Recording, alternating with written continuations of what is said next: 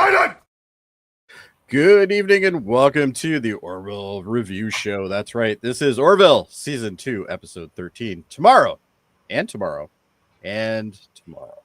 right. And of course, we have my favorite people ever with me, because without these guys, I would just be an idiot who doesn't know any of the characters in the show and would not just be able not to their explain. names. It's not their names. You know the characters. You just don't. I know the characters. I just don't know their names exactly.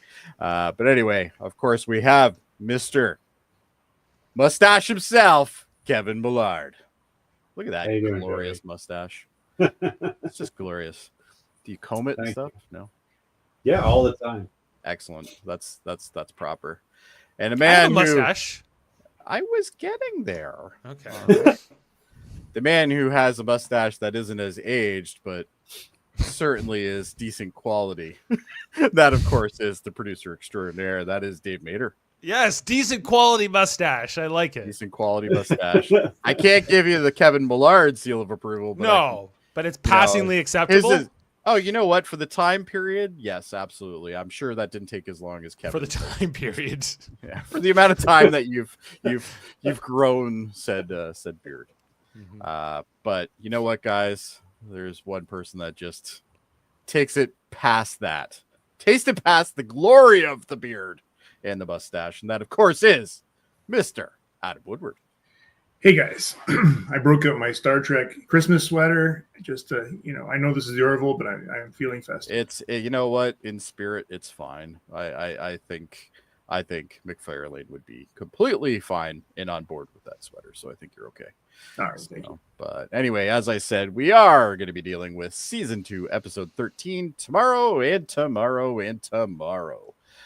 which is basically an episode that starts the time distortion arc, I guess, of the, we get a couple episodes that are linked to this, and then it goes into the bigger and the badder, which we'll be discussing next week's episode. We'll be doing that, obviously, and then that'll be it for this year, guys. And then after that, we'll be coming back. I can't remember what date we're coming back, but we're coming back, I think, the second week of January. So we'll see. For season 3, right? For season 3, and we're gonna be going full tilt into that, of course, like we always do.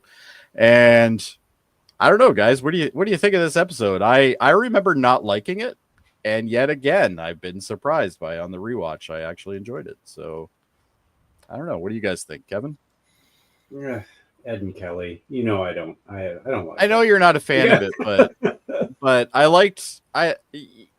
to me, I get why people don't like the episode, because it's another Ed and Kelly episode, but it sets up a lot of things that I think are quite interesting to the series. So especially when we see what happens because of this episode next week. I don't remember. I actually don't remember anything that happens after this. You'll appreciate it more when you remember next week's episode. Sure, but Ed is so desperate that he's going to date this new Kelly. Jesus Christ. But that's Ed. Yeah. That's the thing that I always find interesting about this show. The guy who made the show, creates the show, produces the show, and writes a lot of the times, has made himself a loser in the show, which is kind of interesting. So, but Dave, what are your thoughts on this? You know what? It's not a bad watch or anything, but it's a little, for me, it's, I know that they sometimes redo certain themes from Star Trek episodes or other science fiction episode. And this episode is strikingly similar to the Next Generation episode's Second Chances with the two Rikers. Now, it's a little bit of a different circumstance where you have a transporter duplicate there that was marooned on a planet for 7 years or 8 years or whatever it was. And so, but she's not a duplicate. She's just earlier in the timeline. Correct. Yeah. And so, but it's kind of the same thing, whereas this version is not, doesn't have all the baggage of the last few years as the other Kelly does. And therefore it doesn't get it or whatever. In that Next Generation episode, Will Riker it was like, Deanna, don't you think he would have made all the same decisions that I did, and all these things. So it's not really a fair comparison for you to go out with him. But we know that Will Riker is just kind of jealous no matter who Deanna's talking to. That's not him. Yeah. So even if it's him, Deanna knew not to go out with him. Yeah, I think that. So like that aside, the episode is fine, but it does feel a little bit contrived in the sense that, I don't know, we just get this Kelly here and like, oh, and not only is you can't send her back, but she's got to stay on the ship and she's got to date Ed.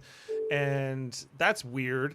I kept trying to think about like what this would be like if it actually happened to one of us or to me or whatever. Like if hey Sam, if like, like I think I'm the only one here that's been divorced, and like try to get to redo one of your marriages or anything like that. I don't know. Like, I guess that's sort of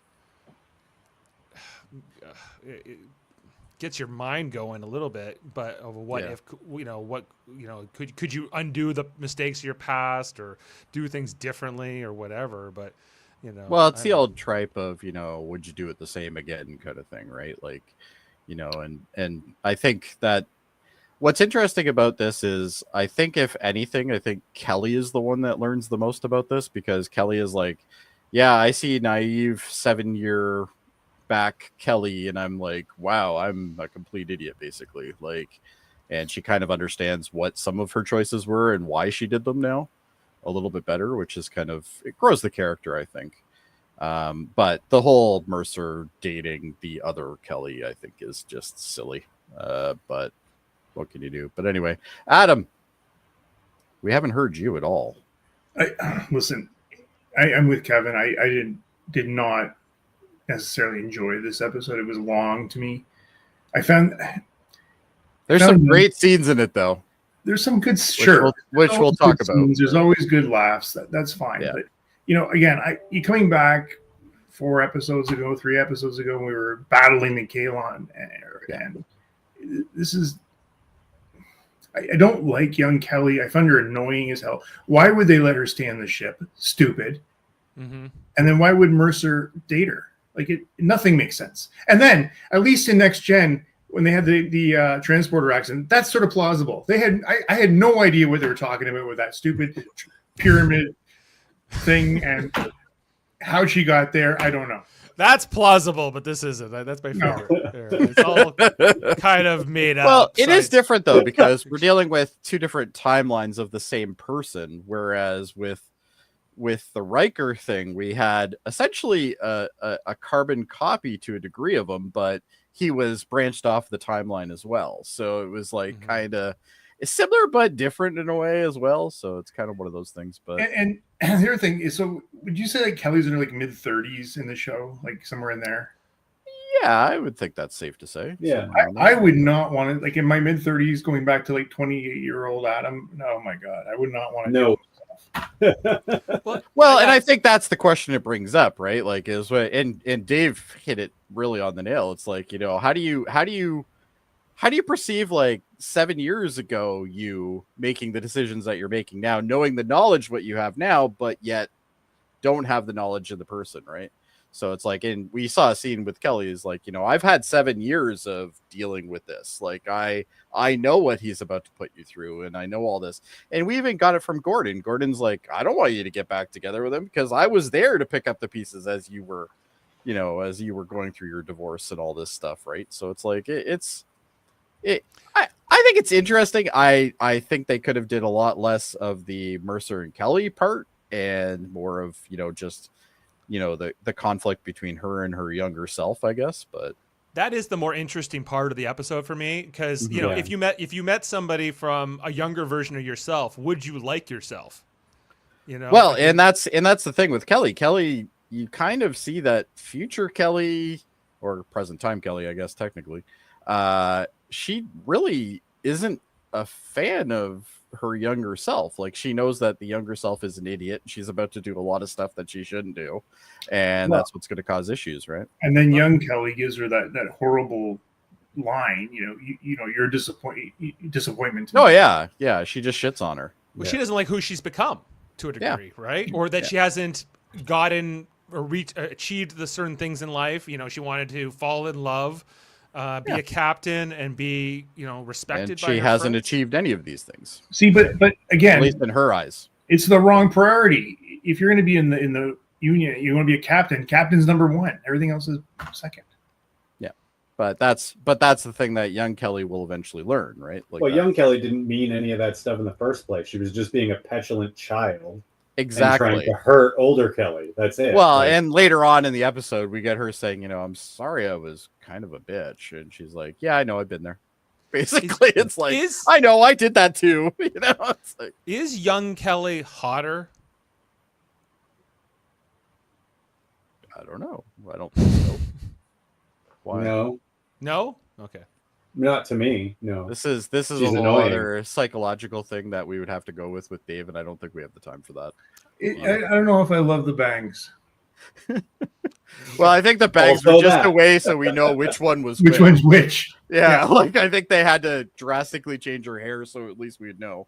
Because if they just changed just the uniform, I think people. Because I guess like the hair is the only way to make her look significantly younger. I guess, right? Or yeah. Well, and like current Kelly has like the hair always slicked back, and she's always got her ears exposed. Where, you know, young Kelly, her ears aren't out there, and you know she's more boxed in. So it's kind of, I guess it's supposed to show the difference between the person who's got the, you know, the confidence versus the person who is kind of hiding, I guess, in a way. Maybe, at least that's the way I look at it. But again, I'm not a psych major when it comes to women by any means, but you know, we all have. You're not an expert? Come on. I thought you were. There is no such thing as a woman expert. Okay, that's just doesn't exist. I'm sorry, but anyway, you ask your wife if there's a woman expert. Dave. An expert on all women. An expert on all women. She'll tell you even women aren't an expert on women. Same thing with men. We have a lot of stupid things that we do too. But you know, it's not stupid. Reviewing the episode. Let's do that. What do you say? Okay. All right. So anyway, we have obviously we start off with a nice exterior shot zooming into these guys basically you know, having drinks and whatnot and goofing around. And this is when Kelly's telling a very awkward story about I can't remember the actual story, but it was something that didn't make Mercer look too great. The first date, wasn't it? Like, was it the first date? Or whatever. Yeah, she's talking about how Ed called her the next day. Oh at yes, 9 o'clock, and how he had no game. Yeah, and he couldn't drink. She was always ordering the drinks. And Tella is definitely having a good time with this story. She's the goof. She enjoys it, which is kind of weird. She's a very complex character, I think. Because we get one scene where she's like completely goofy, and then we have another scene where she's like ready to kill somebody, right? Like she's an interesting character. Again, I still think she's a better replacement to the other one, which I don't even remember her name, nor do we need to speak it again until She'll be later. back in the next episode. She will be back in the next episode, technically. Brush up. But anyway, so we see them and they're just chatting, doing their thing, you know, playing around, goofy little thing, and Mercer is clearly embarrassed by what's going on here.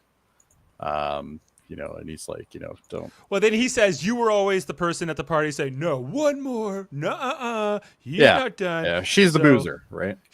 So they're, you know, a pusher, you know. Which is something that constantly comes up with Kelly is her ability to drink and stuff like that. Like, it's mentioned a lot during the series. Like, even in this episode, there's, you know, after the two are there, you know, there's she's not like, enough wine on board for two Kellys. Yeah, there's not the replicators can't create enough wine for two Kellys. Both like, Kellys. it's just not gonna happen, right? So we'll see what happens. It's been throughout the whole show. I think she drinks in almost every episode, and one that she doesn't, I think that's the one where she does the weed edible. So that's true. Yeah, I think you're right. Yeah. Anytime like there's a bit of stress, she's like, drink. Yeah.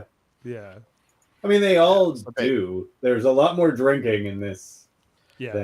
And then this goes into the conversation of where Mercer basically says, like, you know, us getting back together isn't off the table for me. And she's like, yeah, no, it is. kind of. She kind of shuts him down. He's like, why can't a captain date his first officer? Wah! Yeah, exactly. Yeah, typical Mercer being a loser. But anyway, we then see Isaac and Lamar. That's it. Isaac and Lamar, they're working on this object, which apparently deals with quantum time, and it has the ability to displace objects and stuff like that. And it's like, that's basically the whole premise of the episode, is this thing goes a little haywire. It's a little bit more advanced than Isaac even thought it was, which turns out to cause some issues. I love when they ask Lamar, like when they ask Lamar why it was only this Kelly, he's like, I don't know, quantum stuff is weird. Like, quantum stuff is scary or something like that. Yeah. It's just like, who understands quantum mechanics, really? You know, I think even Mercer says that. He's like, you know, I took this in school and I don't even understand it, you know, basically. But we see Kelly, and Kelly is checking in on these guys, which proves to be the issue here, because when it decides to go a little haywire and the ship starts going completely nutty, because they ended up they hit something, didn't they? They hit some kind of gravimetric, like something or other. Yeah, like a gravity well or something like that. And when they did this, that basically triggered off the device. And Isaac is about to leave the device to go deal with other things, and he turns around and sees this one, which confuses him, but it confuses all of us because it doesn't explain anything at this point before we get the credits. And she's like, "Where am I?" Right? And he's just like, "What?" So then we get our title card, which of course is tomorrow and tomorrow and tomorrow. Shouldn't it be like yesterday and yesterday and yesterday instead? Because this doesn't deal with going to the future. Well, I guess for her it does, but depends on which character is perceiving the title. Yeah, I guess we're looking at it from young Kelly's. I think it should be tomorrow and yesterday, and just leave it there. And next week. Yeah. And next week. So anyway, Isaac basically, you know, is dealing with this other Kelly. And he's kind of figured out what's going on here, and he takes her to sickbay where Claire sees her. They say intruder alert for a bit, and then they thought they had an intruder, but it turns out it's just because it could have easily been, you know, a krill, right? like it could have been a krill that was a lot of things. Yeah, so it could have been a lot of things. So I guess it makes sense to have that kind of protocol. So they're all in sickbay and they're talking about the situation, and Claire's like, "Yeah, she's exactly Kelly. Like, you know, this is Kelly to a T." And then that's when the door opens and Kelly is there, and Kelly's like, what the hell? And Mercer, I'm glad at least Mercer didn't do the, "Oh, sweet, two Kellys." You know, he didn't do something like that. So that was good. But they're all pretty stunned by what's going on here. I did now the one thing I will give this credit for is the ability to put the two into a scene. They've done really well. Like, there's a couple times where they cross over and you don't notice the cut, which is really well done in my opinion. Like, from a film viewpoint, I think that was very, come very a long good way with this stuff. Like, compared to like the way they used to do it, like when we would have Brent Spiner playing Data and Lore, or I actually watched this particular scene a couple times because the thing that I thought would give everything away would be the reflections in the glass. And they even have the reflections right. So, like, when they cross over and stuff, you can see both of them cross over as the reflection as well, which I thought was just that, to go to that level of detail, bravo to the people that deal with the visual effects on the show. They knew you'd be watching, Jody. So, well, I look at that stuff because I've always been interested in it, but I was really impressed. Like, even in this screenshot, you can see, there's the other Kelly there. It's hard from this angle to see it, but you can actually see, like, down here, that's actually her. But it's really well done the way they did it, which I thought was fantastic. Later on, I'll tell you some facts on the body double that she had playing her. So. Oh, okay, cool. All right, but basically, she explains that you guys are both the same. You're the same person, just what the hell. Basically, because I think at this point they don't realize what happened. And then once Isaac and Lamar explain to them what they were doing, people are like, "Oh, okay, I guess so." Like, nobody understands really what's going on here. The only thing I really took from this whole explanation was that, the fact that Kelly, I guess, was thinking about that time in her life right before this thing happens. fine. And if you think about like the Traveler in the Next Generation, who talks about space and time and thought all being interconnected, and sort of that's the kind of the crux of quantum mechanics. Absolutely. Yeah. There's that other thing in quantum mechanics where if you're observing the light, it will behave differently than if you're not observing it, or if you turn the cameras off. I don't know if you've ever seen that phenomenon, but it's I've heard weird. about it. Yeah. So I don't pretend to understand this to any extent, but I was it was enough for me to go, okay, I guess. I'm just a dumbass that watches sci-fi. Like I don't understand all this, but like I got a brief grasp on quantum mechanics, but it's still like this is way over my head. But it's I'm with you on that, Dave. Like I didn't get anything out of this. Like it was literally like they said it and I'm just like, I don't get it. But no. Tell me the transporter incident, no problem at all. This one, forget it. Oh, okay. So you were totally fine with the Riker one, though. Yeah. Like, that makes perfect sense. So there you go. Not too complex. Yeah, there you go. So basically, they're having a briefing. They, Isaac and Lamar explain, this is probably what happened because she was the closest one to it at the time when this happened.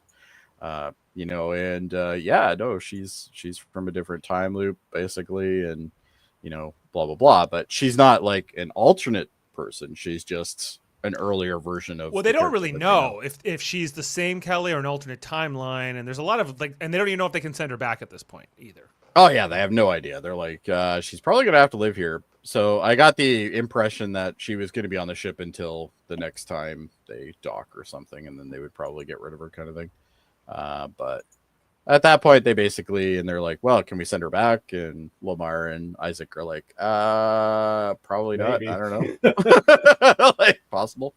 So anyway, we see the next scene is basically Mercer and Kelly, and they're talking. Of course, Kelly has a drink in her hand because that's a pretty common problem for her. But and they don't do that synthol crap either. Like they replicate actual alcohol. Like they don't do any of that crap. But anyway, and she's like, this is absolutely bizarre. Like, and she's kind of going off about how like this is really an odd thing. The question is, what do we tell her? Do we tell her we were like, in that whole conversation's whether or not do we lock her in a room and just try to, until we figure out whether we wait can it send out her back? kind of thing. Yeah. Because, they're worried about changing the timeline, which guess what ends up being a problem. A big problem. A big problem. A massive problem. And so, but then this whole moral dilemma. Well, she hasn't done anything wrong, so locking her up doesn't seem correct. There's nothing that she's done that's an issue. So Kelly tries to be very, brash with her and say, yes, I'm you, but I'm you 7 years later, and I know more than you. Basically, is kind of how she's portraying things, but it kind of comes off a little dirty, in my opinion. But and Mercer's just like, fuck, I got enough problems with one Kelly. Now I got two. They basically come to the conclusion, well, I guess you're gonna be here a while. So when in doubt, tell the truth. Yeah, get some quarters. Yeah, when in doubt, tell the truth. Basically. So we see the two of them. They're walking. She's taking her back to her thing, and I can't remember the conversation they have during the walk here, but I don't remember it being anything of that significance other than what's people like, basically. Talon was basically saying to her, I'm new here too. If you need a friend. Oh, that's right. You're right. Yeah, absolutely. I remember that now. So yeah, it's like, this could be awkward, blah, blah, blah. If you need a friend, let me know, kind of thing. But even though she says that, it's like she seems to be the one that has meshed with the crew the easiest out of all the characters. Like Tala is just like she's totally just fit in. You know what I mean? Like it's kind of weird. Yeah, she's at every table in the when we do the opening scene of them in the mess hall. She's always there. Yeah, she's always there. People. Yeah, she's in every friend group and everything, so which is good for her. But anyway, we now see these guys are kind of pondering what's going on. I can't remember what Gordon says. He has like an idea, or at least I can't remember exactly what he says, quite honestly. If any of you guys can, please feel free. I took the screenshot for a reason because I know he said something, but I can't remember what it was. Anybody? What happens next? That might inform. Is this the scene where they get chased by the krill? Or, no, right? No, not yet. Is no. this? Oh, is this when not the Krill, the Kalon, ships Kalon. show It's up? Kalon, yeah. Yeah. I don't think they show up. Oh yeah, they do show up. They show up and then they get away from them the first time, and then later on they catch up to them again, right? Yeah, Yeah. so there's the one time where there's a krill ship or the Kalon ship. Did they see us? No, let's boogie out of here. Yeah, And I think this is also them figuring out that they don't have the ability to send her back. yeah. They've kind of come to the conclusion. Sorry guys, I'm just turning off an alarm here. Yeah, they've kind of come to the conclusion that they can't. They don't have the option to do it just yet. So they're trying to still kind of figure out what's going on here. Then I think this is when They're talking about the fact they can't send her back. yeah, And now what? yeah, he's like, well, what do we kind of do now, kind of thing. And we're gonna work on it. And she's clearly distraught about this because she's like, I don't want to be here. I got my life to leave. Blah blah blah. But I'm already getting the impression she doesn't like her future self. You know what I mean? Like she's already starting to get kind of like crass with her, I guess, in a way. That's how I felt about it anyway. Is it just kind of feels like future self is the boss, and younger self is a child. Exactly. Yeah. And really that is kind of how it is in this, like it's she's clearly, having a hard time with this. She's like, I'm in the future. I don't know any of these people in their current forms. This is kind of brutal. I don't remember her ever being in here. So she says that they're going to get her into a uniform. Oh, that's right. Yeah. You might as well get a uniform. Well, she does have a rank. Like she's part of the union at this point too. So she does technically. She have says a you need rank to start thinking of yourself as separate people now, and is kind Yeah. of also the big part of this speech is that they. Which they is have yet different another lives. thing I love about this character is they've kind of given this character a wise old person persona in a way. Like she's You talk a about lot of Tala? people. Yeah, a lot of people go to Tala for this stuff, right? Like it's interesting how well she's merged in. You know what I mean? But even people that have no idea who she is are still like talking with her and stuff, which is kind of cool. So anyway, they're now drinking because that's what we do on this ship. We drink. What? Oh, uniform discussion. Yep. So, yeah, I figured we'd get to that. Well, this is one of the Kelly is wearing the young Kelly is wearing a green uniform, but more specifically, her badge is science specific. Whereas you compare it to Claire's badge, which is the medical science badge. We haven't really seen now.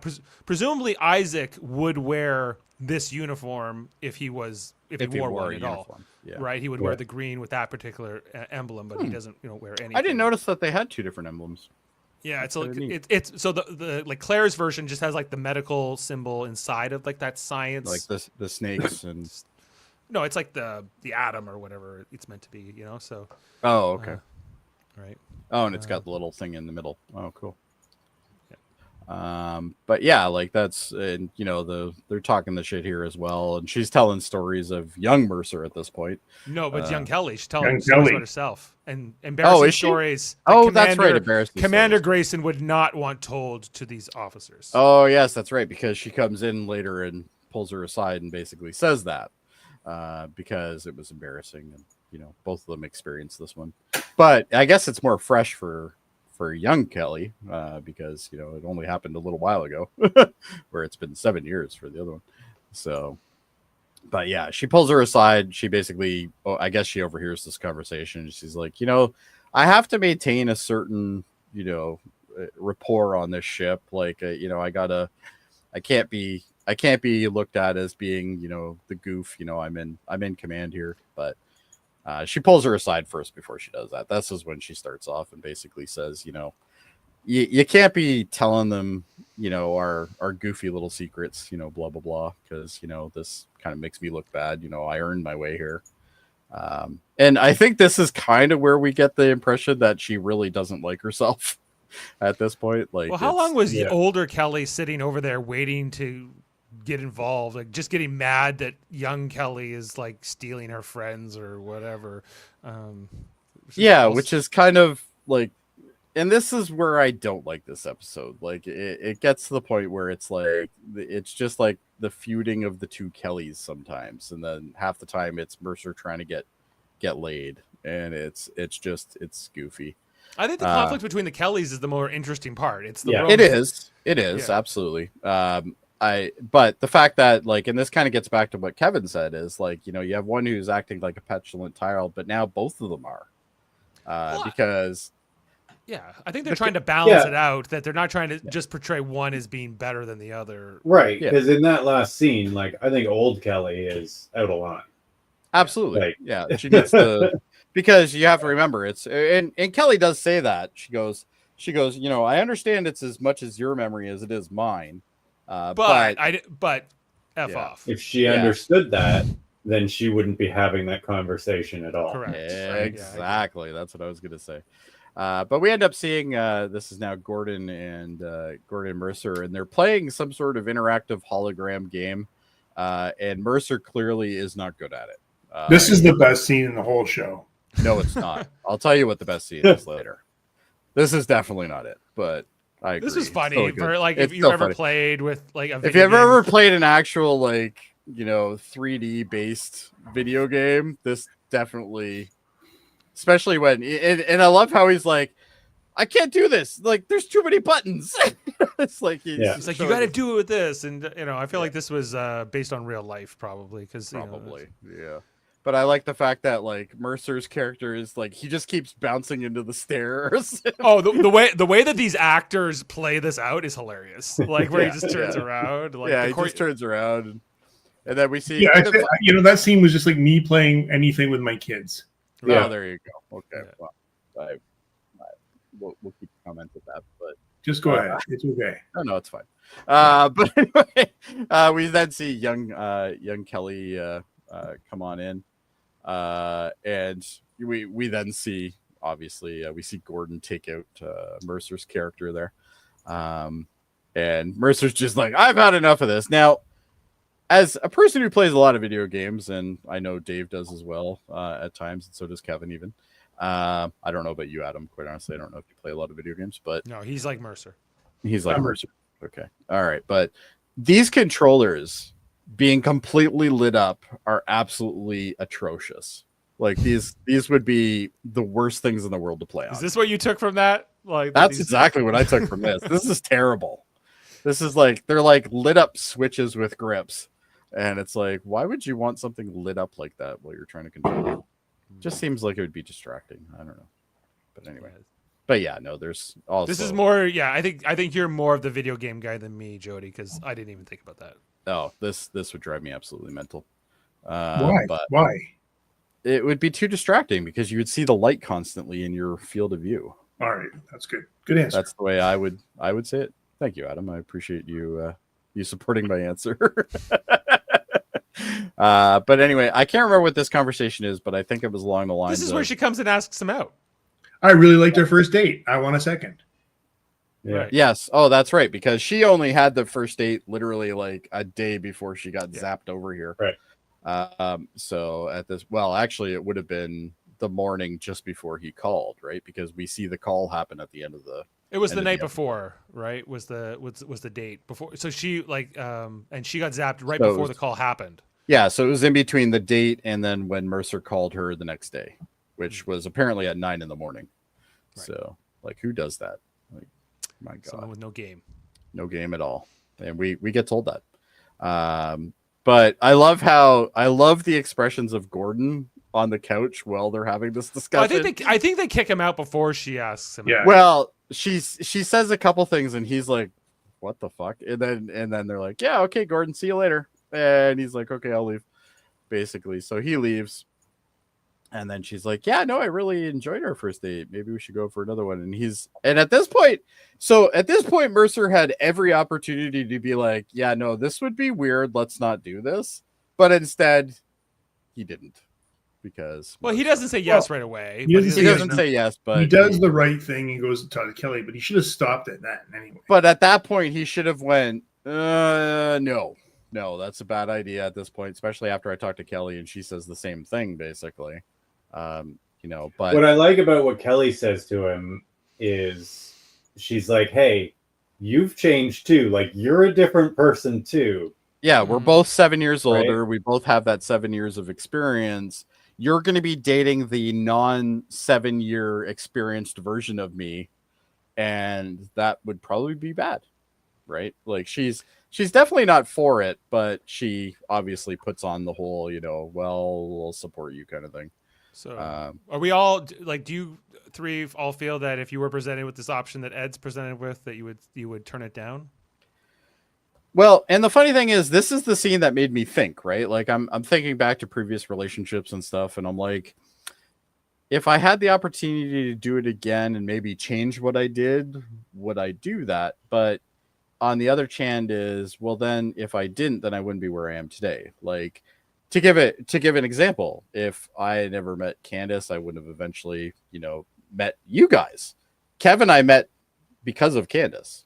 So because our kids were at the same bus stop. That's how I met him, which is a whole other story for another day. But anyway, the circumstances here are pretty unique because Ed actively wants to get back with Kelly and she won't, and then all of a sudden this young Kelly that doesn't have the baggage comes along and says, "Oh, I'll date you," and he's like, "Oh, great." He's like, "Great, I can do this all over again, and maybe I'll do I feel it like better." Kelly should be a lot more angry at him. He even says that. She should be. Once I say this, you might get upset. And I think she is, but she doesn't. She wants to be supportive, right? Which is kind of odd when you think about it. He went down the wrong path. It's like, you remember when I was supportive of you and Cassius? Yeah. No, you were. He was. Yeah, you weren't at all. You were constantly. I love. She says eventually. Yeah, eventually, after you were like stalking us, but it's not comparable at all. It isn't. No, it's not. But the only thing good about this, Dave, is that, Mercer wouldn't be dating somebody who doesn't know how to dress correctly. Like, obviously, Cassius. Correct. Well, at least, Kelly's got young Kelly and older Kelly both have that going for them. It's creepy at the very least anyway. You know, I think it's, but I kind of it's hard to fault him 100% on it because it's kind of like he kind of has this like dream scenario fall in his lap here. Well, he's in love with Kelly. He's always been in love with Kelly. And I guess this is a way for him to say, well, I can do it again and maybe not do the things that I did to jeopardize our relationship. But that's the problem right there, because you'd always be trying to correct things. Yeah. So, and in turn, you could actually make things way worse. Because young Kelly would say, okay, I want to do that. We're going to go to the movies. And you know how it's going to go. And yeah, you remember watching the movie and you had a fight after that. So you say, no, I'm not going to go to the movies. And then she's like, well, you're not going to do the same things, but but the same situations can get you like, I don't think I want to do that. Like if you compare the position Ed's in this episode to what Deanna Troi dealt with in Second Chances, right? Because this is the boyfriend. This is the version of Will Riker to her that they never broke up. Yeah. Right. And so therefore, but they would have anyway. That's kind of what Will Riker's point is, that he's like, he would have broke up with you too, and he would have went. So that's because he really is. But then even in that episode, we learned that because they both had different experiences after that the issue, like the transporter malfunction, accident, whatever you want to call it, they do have different lives and they're very different. So the question really is that like if I had met Callie when I was like 7 years after we did, that would have put me at like 30 when she was 23 or 22 or whenever it was. Would I have been attracted to her at that point in my life versus that's what I was thinking is like my previous women that I've been with, it's like, do I want to do that again? And I came to the conclusion that no, things happen for a reason, and this is the path we've chosen. And then I started thinking, well, what about all the stuff that I wouldn't have now? Like, because there's a lot of series of events that have happened since a breakup with that particular person or whatever that have shaped different things in my life, which obviously, affect things as well. Like, all three of you wouldn't be in my life if I stayed with that person, for instance, because then I wouldn't have experienced the things that led me to meeting Kevin, meeting Dave, and meeting Adam. So then I kind of think, oh, well, this is the best for me. Right.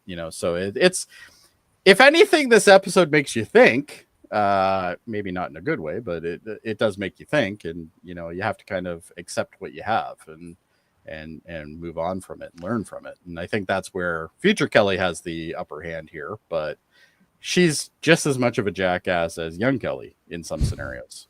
So. Which at the end of the day, they are the same person, but they're not. And I don't know. It's like, it's if weird. I think back to my ex-wife, and I'm like it still wouldn't work even if you didn't have all these bad things happen.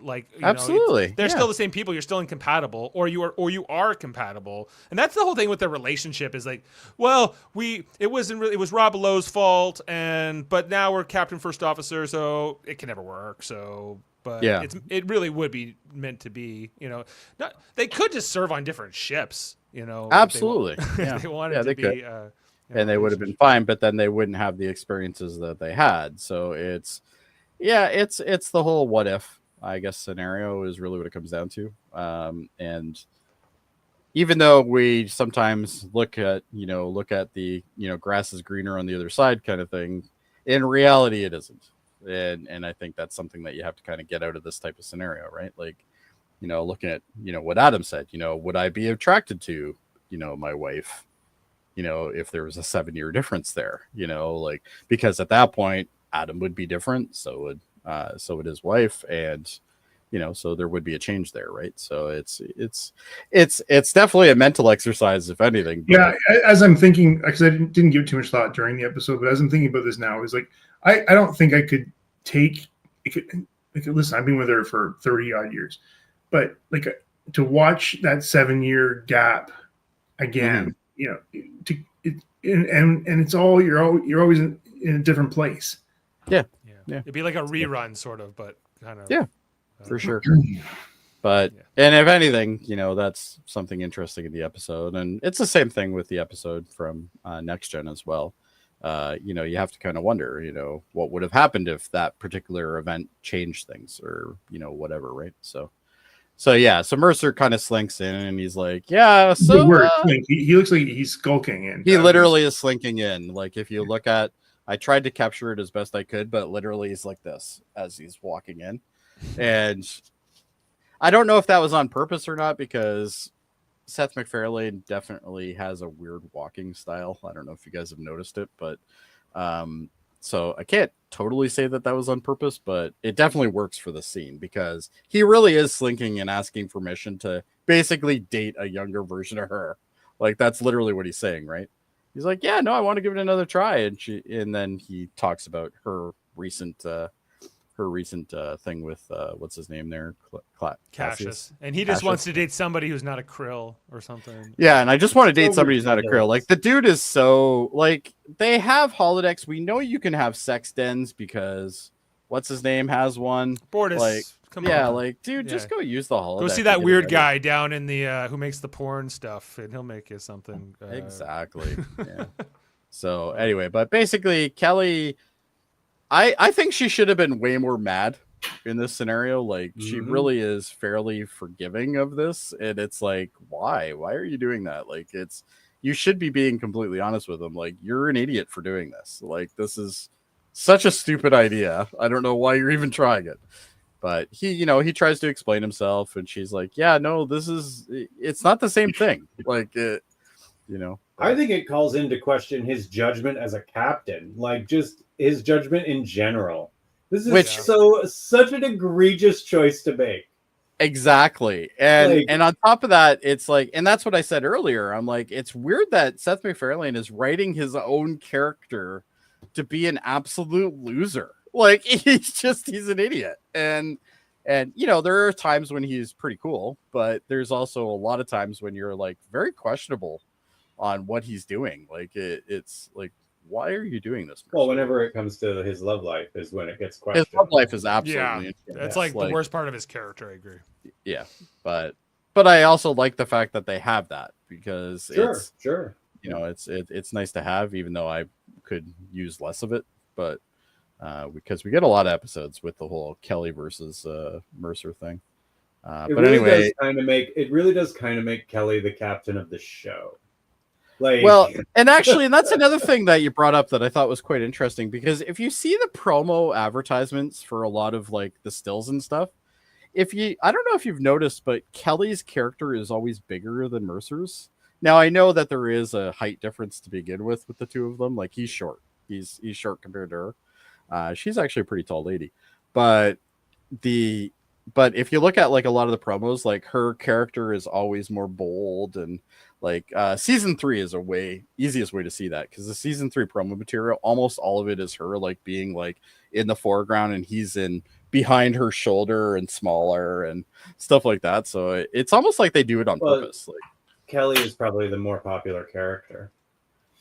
Probably. Probably. Yeah, even though it is McFarlane's baby, but you know, yeah. I think he also knows that he can write a character that's absolutely irritating, and that's kind of what he's done in the past as well. Like, so like, you know, Peter Griffin, for instance, is a very irritating character in ways. Mm-hmm. So you know, deliberately so, right? So. But yeah, very deliberately. So anyway, they go on their little second kind of date thing here. They're just, you know, hanging out, having some dinner. They do have a conversation where she's like, you know, what do you think of me, kind of thing, or something along that line. And he's like, yeah, no, you're who I thought you were, blah, blah, blah. But I don't remember the other part of this conversation. So if anybody else has that, let me know. Anyone? I don't remember it because I didn't care at this point. Let's put it that way. You know, she does the whole thing here, you know, orders him more drinks. You know, it was so predictable. I was not having a good time during this episode at this point. No, there are some parts that are fantastic, but this is not one of them. But basically the two of them just kind of converse over, you know, things that they know. But the main issue here is Mercer keeps kind of bringing up the fact that he already knows that outcome, you know, and he makes it very clear to her a couple times, like, yeah, you know, I've already done this, but I know you haven't. So, you know, yeah, we could do that or whatever. Yeah, that there's kind of this natural issue here in their thing, and then she wants more drinks here, and he doesn't, and you know. So Adam, I'm almost positive I know who this character is, but I'm sure in Fun Facts you'll let us know who actually plays this character. Oh, I know who this is. Who do you think it is? It's Will Sasso. Mm-hmm. It's Will Sasso. Okay. I saw him in the credits when I was starting the episode. Oh, did you? Okay. I knew he was going to be in the episode, and then I was like, oh, it's got to be him. He's been in before. What's that? Okay, not as this character, was he? Not as this guy. But he's been in the show before. Yeah. Yeah. He has been in the show before, yeah, for sure. But I don't remember him being. Is this like a different restaurant on the ship, or is this in the simulator? This is in the simulator. I'm almost positive, because if anything, I think this is the same one that Isaac and Claire went to. Maybe, yeah. It seems. I'm almost positive that, because the Mushkas thing, I remember being mentioned. Lighting's different. The lighting's different, and there's exterior shots to space, right? When you look at the other angle. Let's go back here. Yeah. They're in, like, I feel like this is just like a different lounge on the ship that we've never seen. Oh, so maybe there is like another restaurant or something like that. Right, Muskas. Yeah, maybe I don't know, this is because Muskas.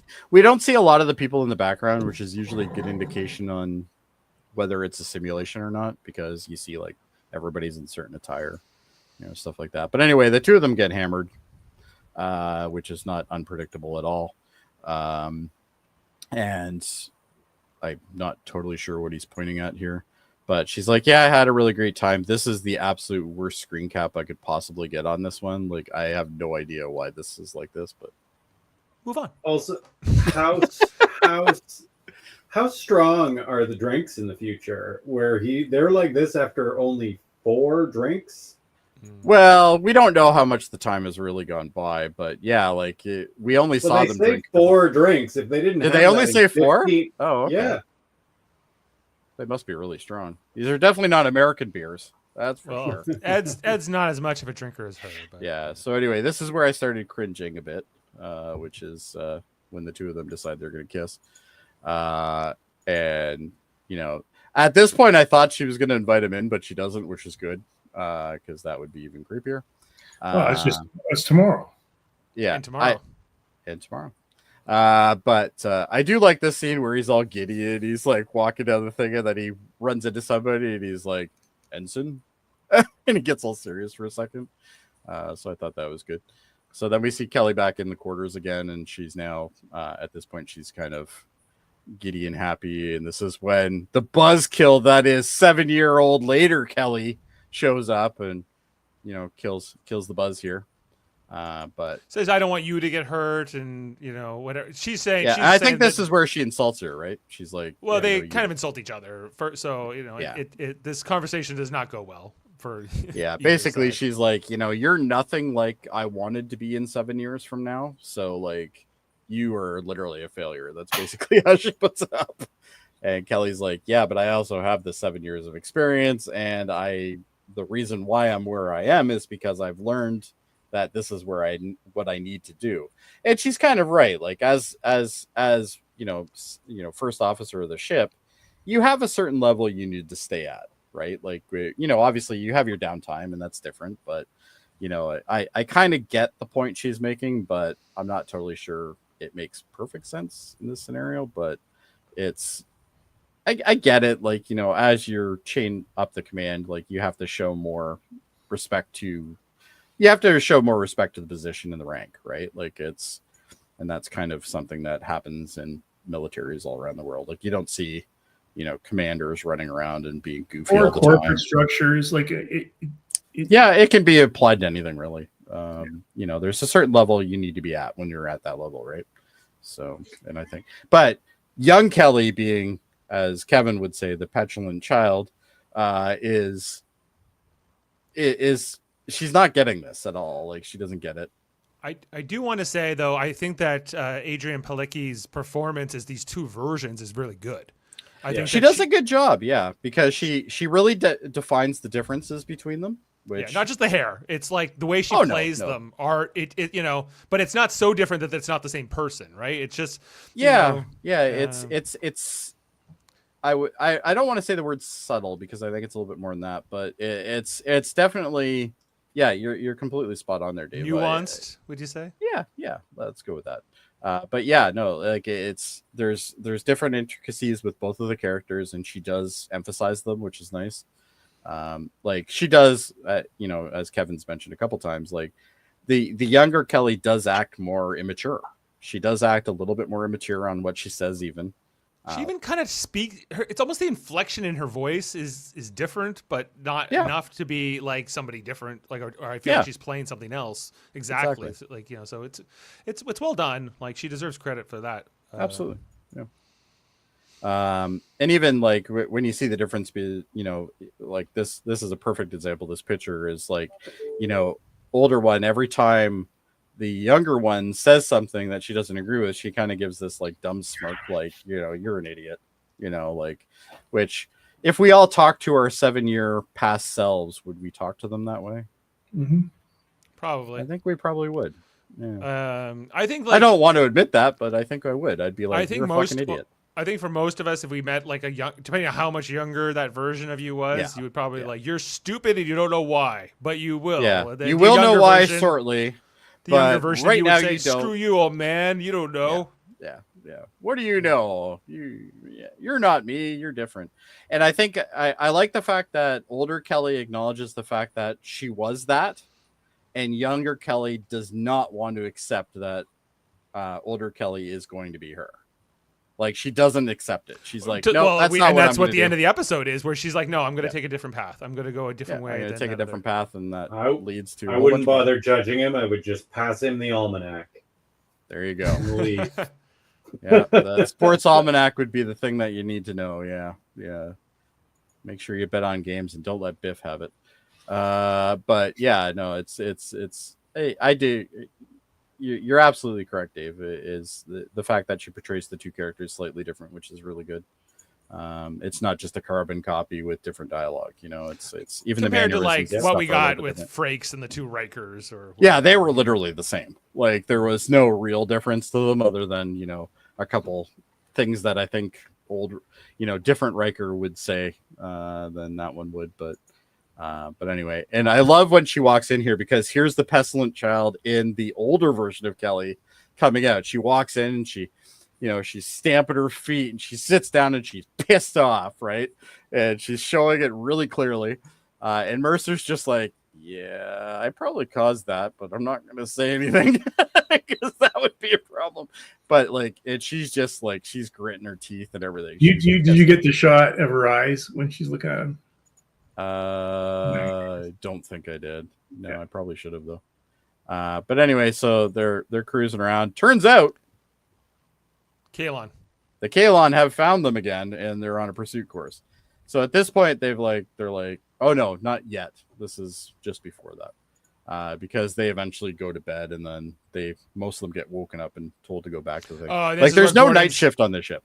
Gordon says, I don't want to have to pick up the pieces here. But would Gordon say this if he was getting back together with the older Kelly as well, or just this younger Kelly? That's a good question. I think he would, because he was there the whole time. We get the impression that he was the guy that, Mercer cried on. Like he was the guy's shoulder.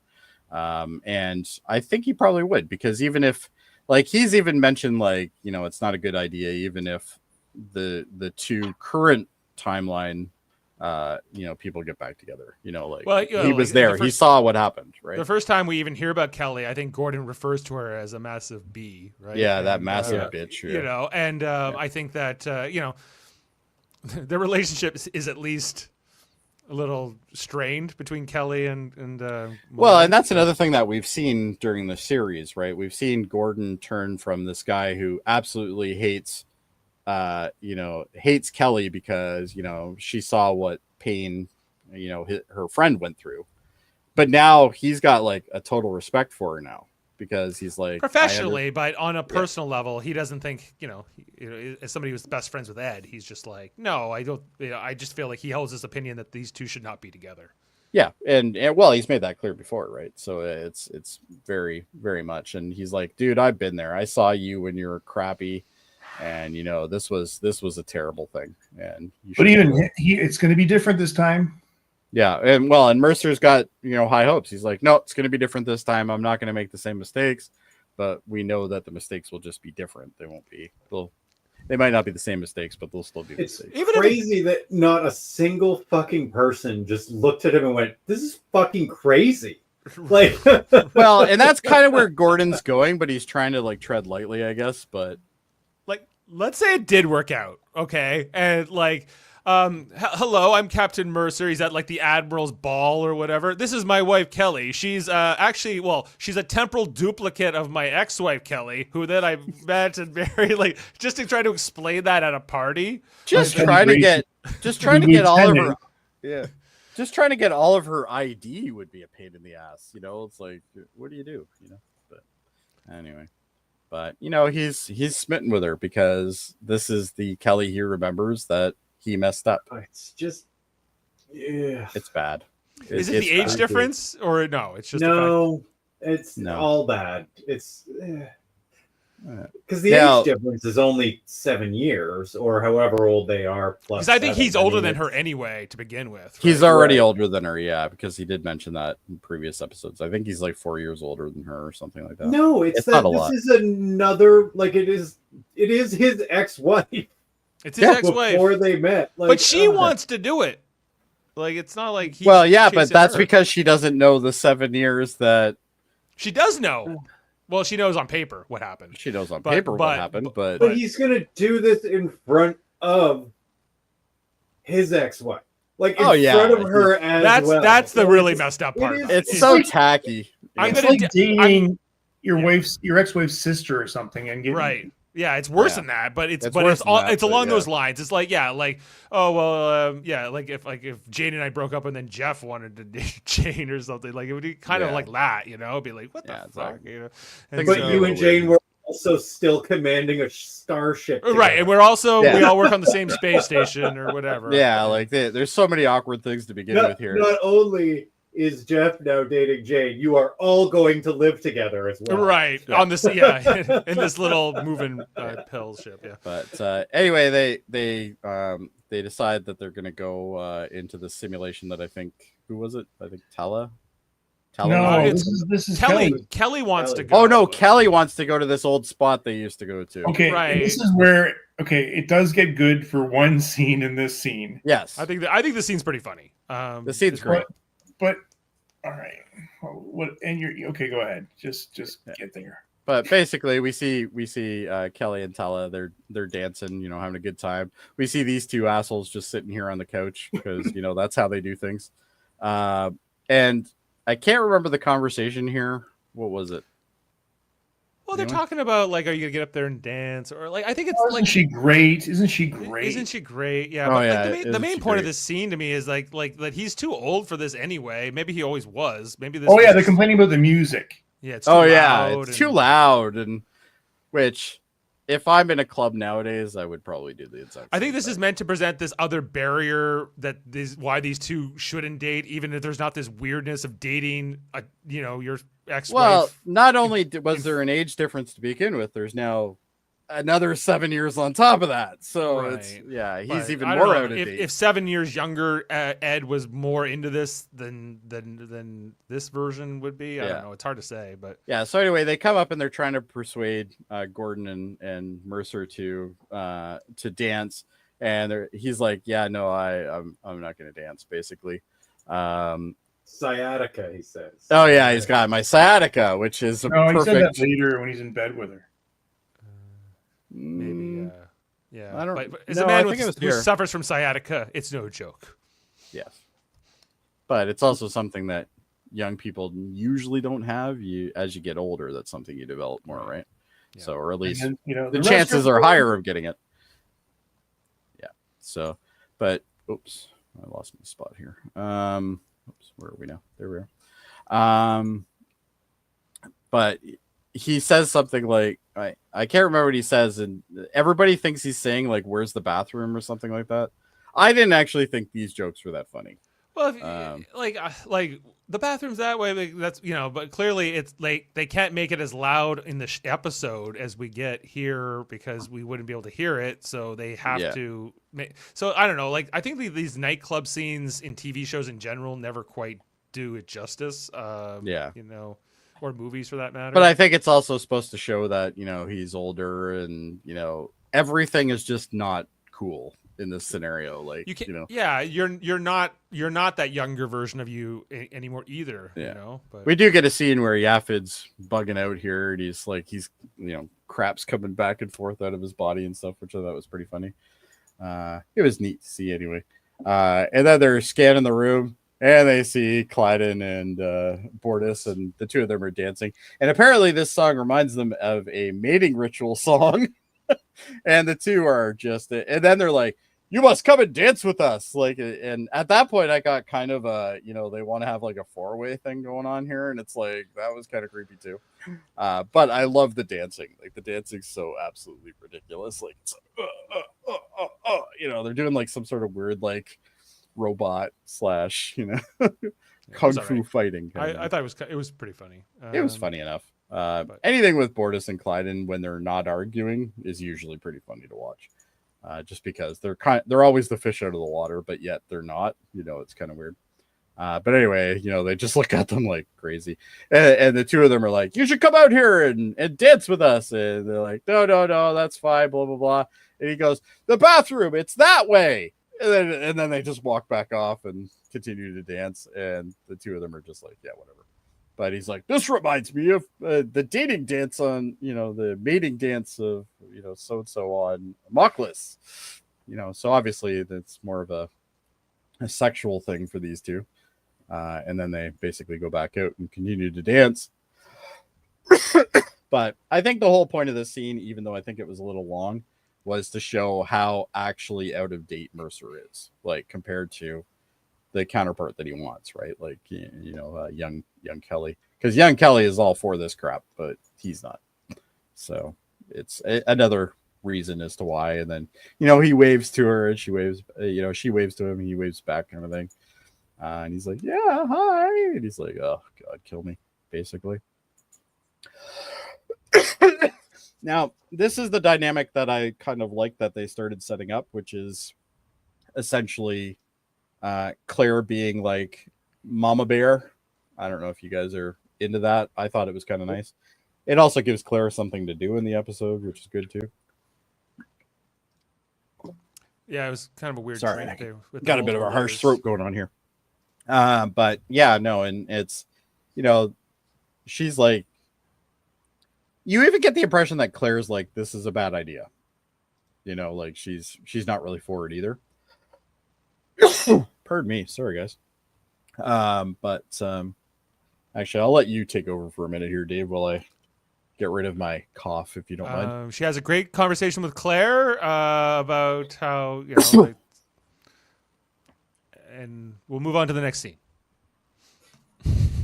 All right, thanks, Dave. You're always a good filler. I can't control the screenshots, so I don't know. I know. What else do you want me to do? But basically, yeah, Kelly's kind of like, yeah, you know, we all make stupid decisions in life, and Claire's just like, yep, that's part of life, and that's how things go. But she's very mama bear in this episode.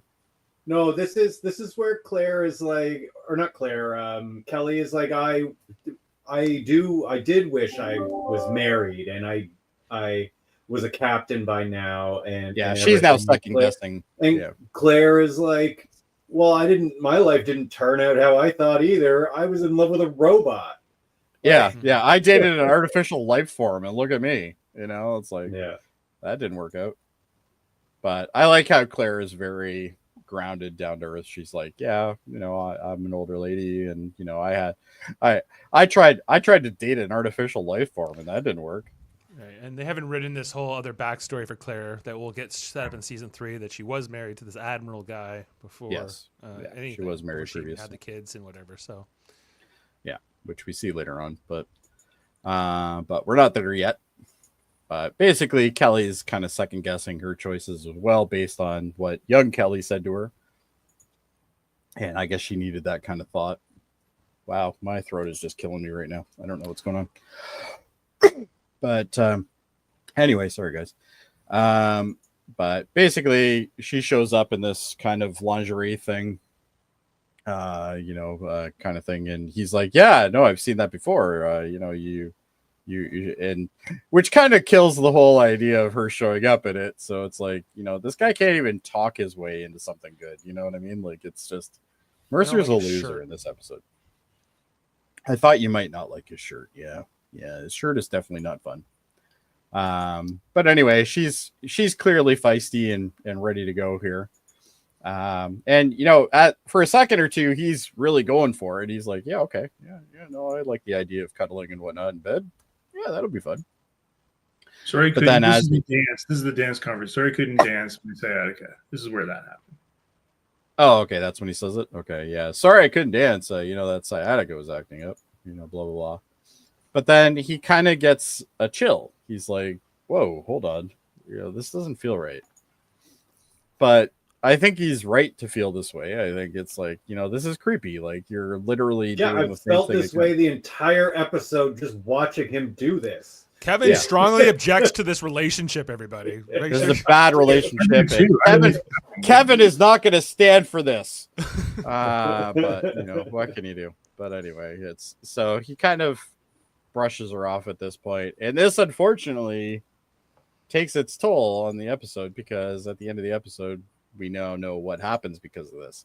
So she feels rejected.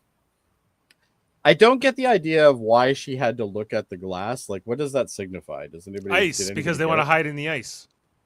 Oh, you're right. Okay, but she doesn't even. Because the reason why he left was because the Kalon have found them, and they're on chasing them.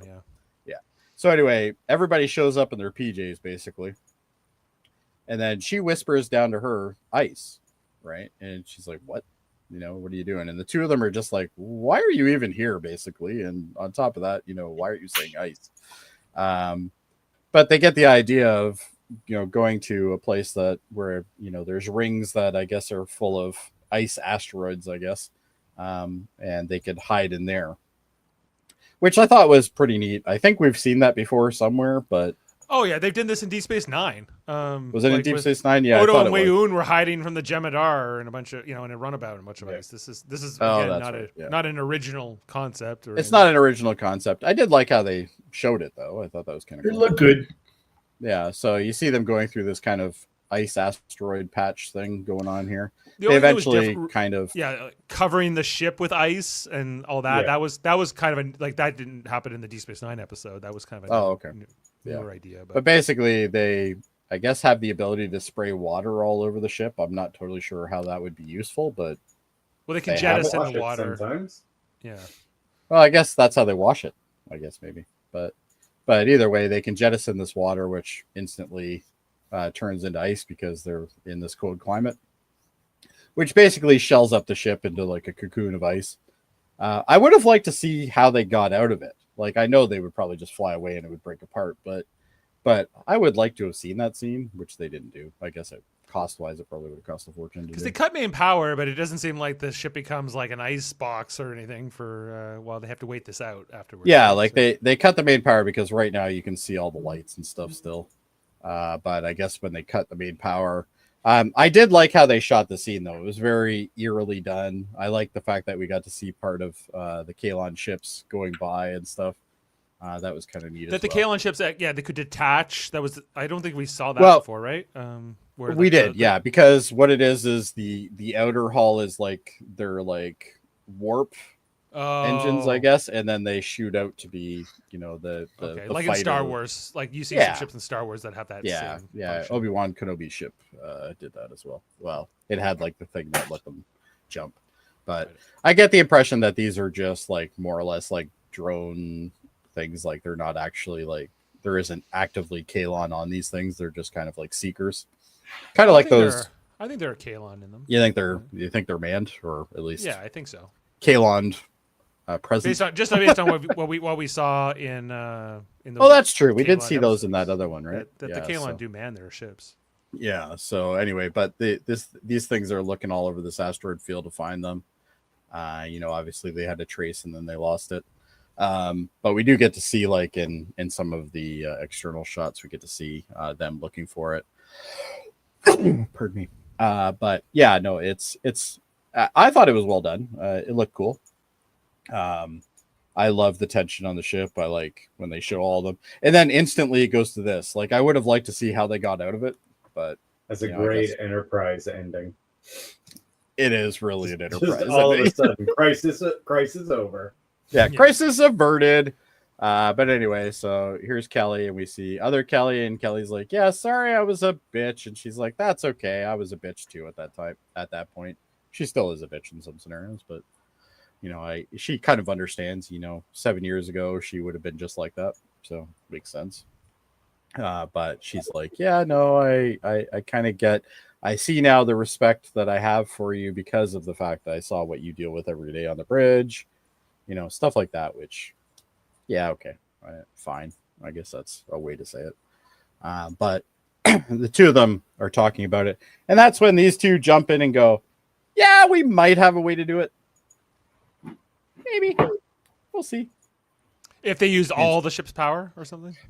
Yeah, they have to use an abundance amount of power to be able to do it. And she's like, yeah, no, this is great. Let's do it. And so they're, we have these two explaining it again, which none of us are going to get anyway. So I'm not totally sure why we had to go this route, but I guess they have to kind of make it look like they know what they're doing. They have a PowerPoint ready, Jody. Let them have their PowerPoint. Yeah, let them have their PowerPoint. It's fine. Maybe they'll have a Teams meeting next. Who knows?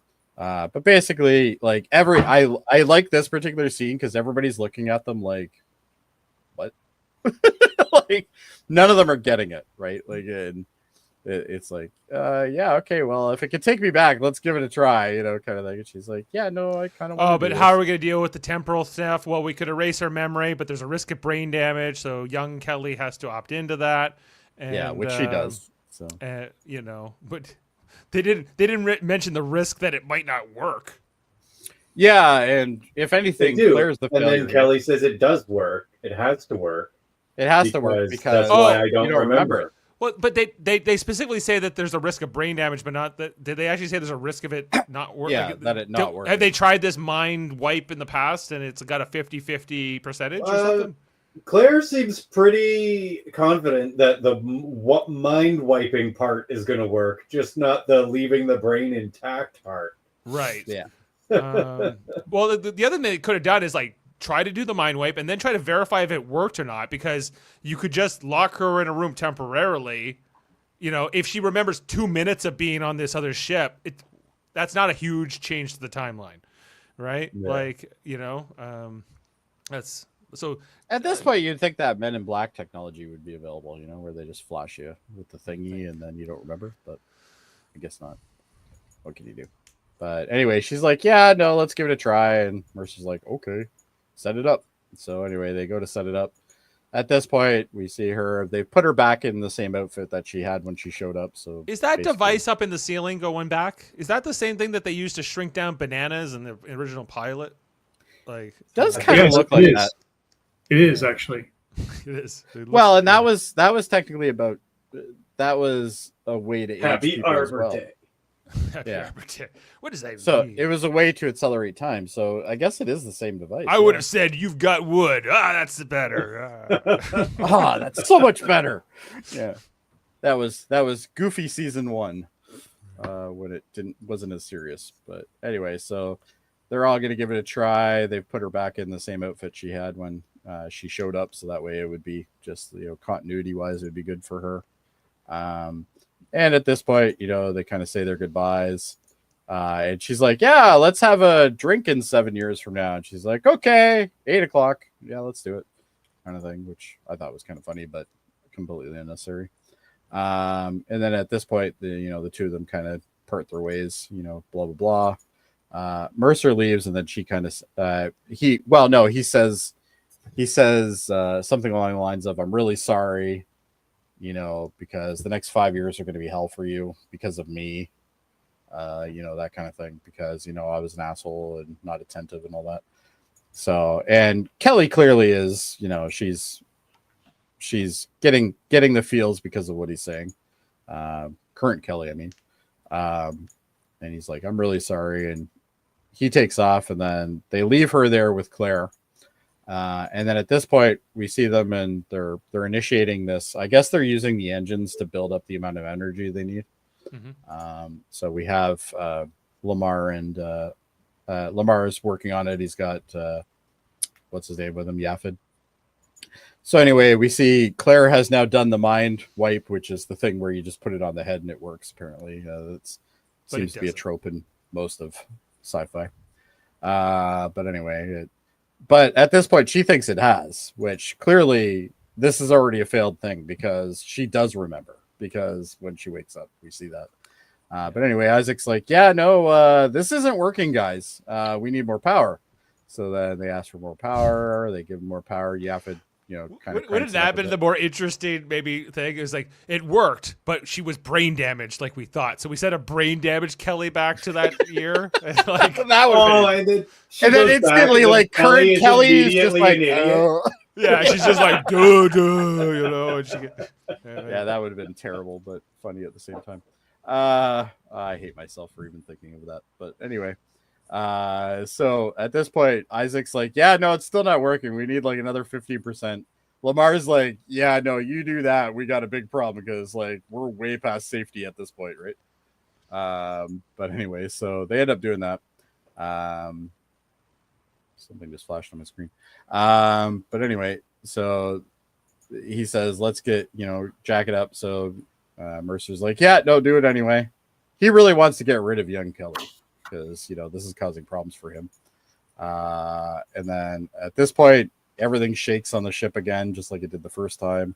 And we see her, and then she is back now. She's back. She wakes up, and she's in the apartment that her and Mercer eventually share. And she's back at the exact moment she left, right? Yeah, but at this point, you see her like kind of in awe of what she's seeing, which leads you to believe, oh shit, it didn't work, because she's like, why am I here now? You know, like, yeah, so you get this indication pretty early that she's not acting as you would think she would. Yeah. And then a call comes in, and it's young Mercer, and Mercer's wait. Oh. She's supposed to be hungover and everything. Do you guys feel like she doesn't look too hungover? Well, she's not hungover. Well, she's not technically hungover. She just spent a week on the Orville. All right, but even when she showed up the first time, she didn't look too hungover. She didn't look too hungover, but I think Kelly is a pretty seasoned drinker. Claire said, according to my medical scanner, she's hungover. Yeah. But Kelly is also a very seasoned drinker. As somebody who was hungover yesterday, I tend to agree. Were you hungover, Dave? Yes. Oh, I'm sorry. So she didn't sell it enough. What can you do?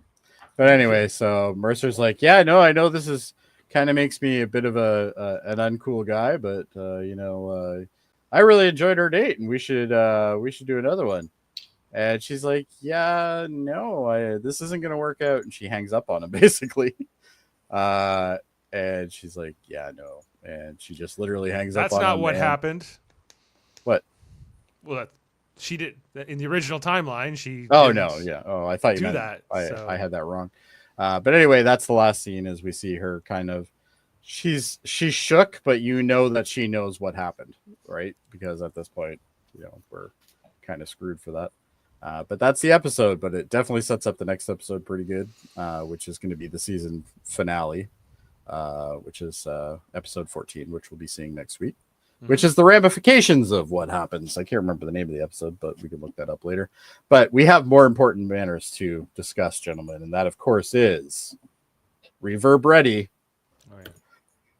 Fun Facts with Adam. Fun Facts with Adam. There you go. Fun Facts with Adam. Let's make it happen. It's called The Road Not Taken, Jody, the next episode. The Road Not Taken. You're right. Yeah, absolutely. Let's get Adam over here. Adam, What do you have for us today? Let's go. So Tomorrow, written by Janet Lynn, was one of the most difficult writing projects for the Orville so far. The episode marked a renewed focus on the relationship with Ed and Kelly. Thanks very much, guys. Yeah, great.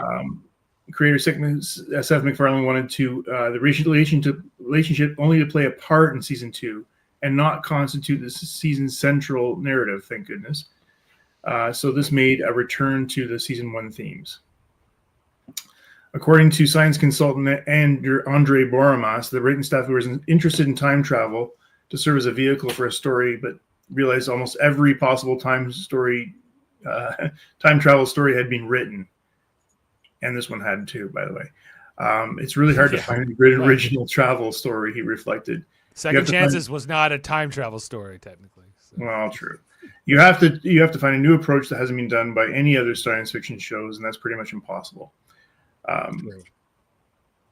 Yeah, but that's they said the writing staff concluded that after Ed dated a younger version of his ex-wife would take a fresh look at things and a fresh take on time travel.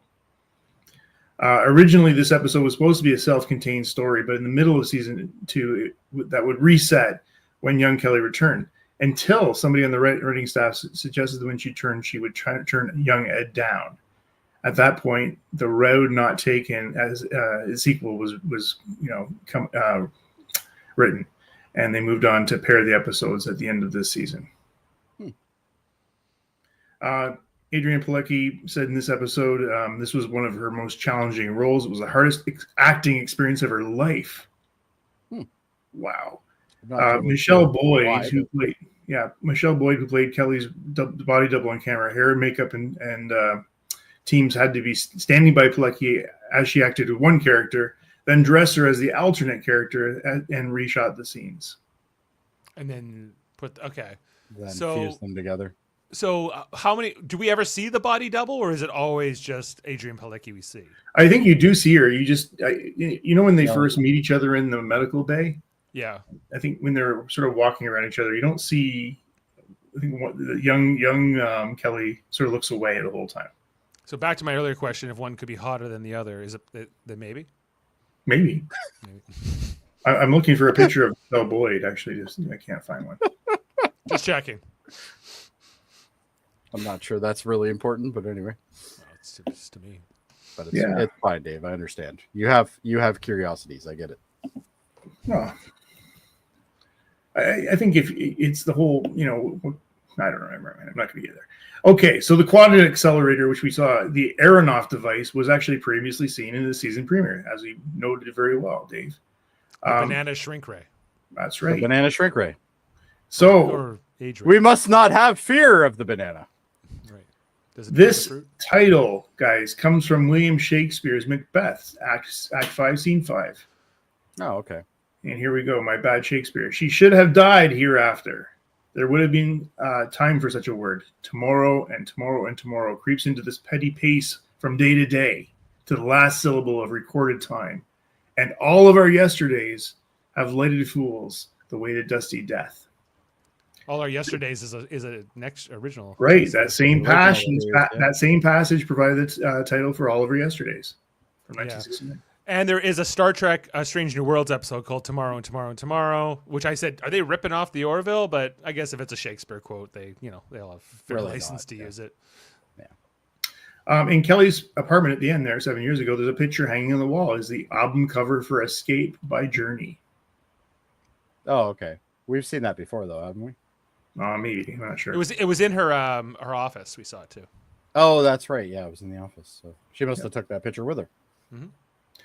Okay, Ed begins the season by engaging in a romantic relationship with Lieutenant Tyler and ends up pursuing a romantic relationship in this one with a younger version of Kelly. Both his romantic interests are blonde lieutenants from the science division that shouldn't be on the ship. Yeah, that's true. This is true. And again, I just the call out here. This episode shares a lot of similarities between Second Chances, where William Riker encounters a transport duplicate of himself. In both episodes, the ship's first officer encounters a less mature duplicate of themselves, and then encounters friction when the duplicate is placed under their command. You know who Ed should have dated? Marina Sirtis's character, the new teacher. Yeah, the new teacher. That would have got Kelly back. That would have got her back. Good. Oh, you would date a teacher? I'll date the next teacher. Yeah, we'll just keep switching teachers. And it's just like a new teacher every season, and they'll just because everybody keeps screwing up dating them, and then they leave. Marina Sirtis probably didn't want to do one episode. No, I'm good. Yeah, maybe. I've got royalties going forever on this. Oh yeah. She probably doesn't even have to work. She's all right. All right, let's leave it there as we're running a little long, guys. Yeah, don't forget, Adam and I did half an hour before you two, so let's. Yeah, I don't have sympathy. All right, anyway, let's get to our ratings here, guys. So, what are we gonna give this one, Adam? 6. 6. Okay. Actually, you know what? I'm taking it down to 5. I didn't even really like it that much. Whoa, 5. Wow. Okay, Dave, what are your thoughts? I'll go like 7.5. I think it's decent, but I think that it's got, it's also, I have issues with it as well. So I think overall it's good. Now, Kevin, you've given a lot of 10s this season. I'm thinking maybe this is another one. What do you think? No way he's giving this a 10. This is let's say 3. A 3? Wow. Kevin barely said anything, so I knew it was going to be hard. When he doesn't talk too much, when he's quiet, it's going to be. And when he does talk, he's angry. It's so fucking boring. Like it's aggressively boring. Like when you guys were talking about, facing or second chances or whatever. I was just like, I didn't even think about it that deeply. I was so bored by that point. Yeah, I like.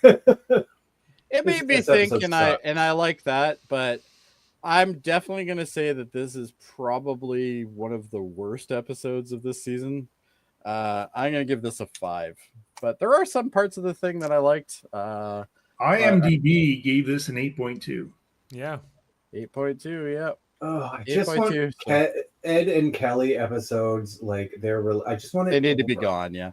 And honestly, Christ. I don't think there's really any other standout episodes that I know of in season 3 that have to do with Kelly. That are specifically about those two. I don't think there is a little bit in the finale. I think a little bit in the finale. Yeah, but fine if we get almost an entire season without it. Happy.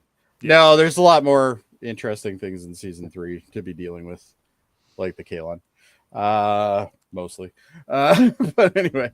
But yeah, so as Adam said, 8.2 on IMDb, which just goes to show you not everybody knows as much as we do. Well, I gave it a 7.5. You did, yeah, you were closer to it. But we also know that sometimes Dave is very generous on his.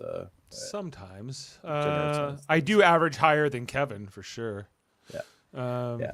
And as you mentioned earlier, I'm a bit more like you guys complain about Davin being up and down. I'm like that too with this show. Like, but that's the way this show is to me. It's either great or it's just. but to garbage. defend you, Kevin, at least you make points as to why that is, which is something that Devin doesn't do a lot. So, but anyway, I won't get into the feud there. But anyway, as somebody already mentioned earlier, next week's episode is The Path Not Taken, which is basically the road. The road not taken. Excuse me. So we'll be there for that. So that'll be our final one for 2024. And then we will be returning, I believe. Well, I haven't really cleared it with you guys yet, but I was thinking we would probably return back on the 6th of January. Does that make sense for you guys? Davin's tuning in just to hear you slag. He always has to tune in at that point, doesn't he? He's like, "Are they talking about me?" Yeah. Yes. Okay, Mr. 10 everything. But anyway. But yeah, so I'm thinking we return in January 6th. Kevin's handed out 4 10s this season. Come on. He's handed There's out been 4 some really 10s. great episodes this season. Yeah, well, and I agree with you. I think all the episodes that he gave a 10 were really solid episodes. So, but I've also handed out a 2 and a 4 and a 3. And Dave handed out the fictional 11, which I'm not totally sure why we even 11. That one went to 11. Yeah, that one definitely went to 11. But anyway, of course, we all love Davin. 10s feel good. All right, Davin. That totally makes more sense now based on what I was thinking. But anyway, Dave, what else do we have going on? Because we have Jody, other things. We do. Like I mentioned, Adam and I we did a 20-something minute podcast about the new Section 31 trailer along with Heather Narduzzi earlier tonight. Can you spoil it and let me know if you liked it or not? I thought it was fine. I thought it was like it was just kind of like one of those trailers, which is a bunch of action and quick cuts, so you can't really tell anything. But now, I have to admit, I did quickly tune in for a second, and I saw that Heather was wearing one of her trademark outfits again. She looked great. She looked fantastic, and we always appreciate Heather when she does that. So, I typically don't like to watch any Star Trek trailers, and yeah, that's why I thought it was interesting when I saw you on there. I'm like, he usually doesn't like to do that. I'm already in it now, so this is good. But it didn't give too much away. It just seen. Yeah. So seeing a couple lines, it left it ambiguous enough that I'm hoping it's better than I think it's going to be, but I don't know. We'll see. I guess we'll find out. We'll see. When is it? When is it releasing? 23rd? January 24th. January 24th is when it comes out. Oh, 24th. Okay. Yeah. Also, check out Davin's 12 Debates of Christmas on Debate 9. He's done 3 of them so far, looking back at some of the great debates that we've done on the channel and before on Locutors. I think I'm on tomorrow for the 4th installment with Davin. Oh, okay. Yeah, he'll drop a debate on me and we'll reminisce about old times. Who was the middle guy? Tonight it was... I think Adam was in the middle guy. I think Adam's the middle guy tonight. Yeah. Also, on Thursday, we will be doing our review of Star Trek Lower Decks Season 5, Episode 9, Fissure Quest, which is coming out soon. 2 more episodes left. More Harry Kim stuff. Look out for that. Harry Kim with 2 pips, Jody. Look out. And then, of course, we have Star Trek Radio Theater coming up on the 29th of December. We're doing Star Trek Generations, bringing a great cast of all the Live Long and podcasters. Oh, look at this now. We got all this stuff going on here. Yeah, Jody playing Captain Montgomery Scott. We got Adam in there. We got Kevin, myself. Ensign Hayes is, but I guess I'll find out. Who? Ensign Hayes. Who the hell he's is Ensign Hayes? He's an ensign on the Enterprise. Well, I get that. And he says Enterprise D things. We got Jeff as Picard. All right. We got Jeff as Picard. I'm playing Data. We got Sean Farrick coming from Trek Culture to play Dr. Tolian Soren. Awesome. From this one. Yeah. So quite the cast coming in here, and a lot. Sean's of a very funny guy too, for what I've seen. Yeah. So look out for that live read on December 29th. All right. Well, that'll be fun. I can't wait. Anyway, guys, we've run really long here, so I say we just say goodbye and have a nice day, and don't date 7-year previous versions of your ex-wife, versions of your ex-wives, and you'll be fine. Yeah. And, Adam, you're going to say something? Good. We'll see you tomorrow. And tomorrow and tomorrow. Anyway, tomorrow and tomorrow. All right. And of course, I don't have that ready, so we gotta do that. But Dave probably does, but anyway. Bye. Beam up some Star Trek content with Live Long and Podcast. Tune in to X-Rated, the X-Men animated review show. Artistic interviews with graphic histories. A roundtable movie discussion with Hey, did you see this one? And movie reviews with Hold Up, a movie podcast. And while you're at it, spin a few records with Eamon on Track. Watch us duke it out on trivial debates. And let's chat about TV with the Super Mater Brothers. It's all here on the United Federation of Podcasts.